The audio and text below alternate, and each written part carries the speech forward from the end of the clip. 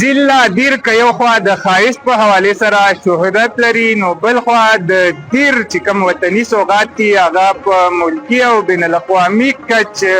ځانګړی شهرت او خوند لري. د ضلع دیر چې کوم مشهور سوغات دي په هغې کې غوزان د دغه ځای چې کوم میوې دي د هغې نه علاوه د دیر د لرګي چې کوم لوښي دي نو دغه په ملکي او بین الاقوامي کچ باندې ځانګړی شهرت لري.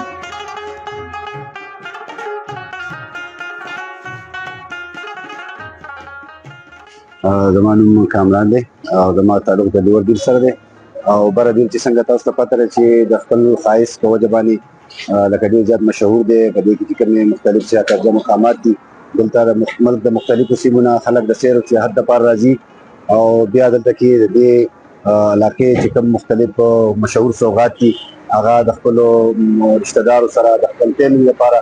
د دې نه یو ځای کې نو دا ورڅه په یو داسې مقام ولاړې ما چې دې ته وایي داروړه او په دې کې داسې دوکان دی چې په دې کې په دې ځای هر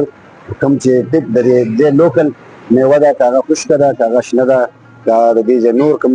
جوړونکي ټوکرۍ دي یا بټکي مالي دي، سمسۍ کوم شیونه دي، نو تاسو ټولو ته خواست دی چې زموږ دیر نور هم مخکې کوي او بره دیر ماشاءالله ډېر پرامن ځای دی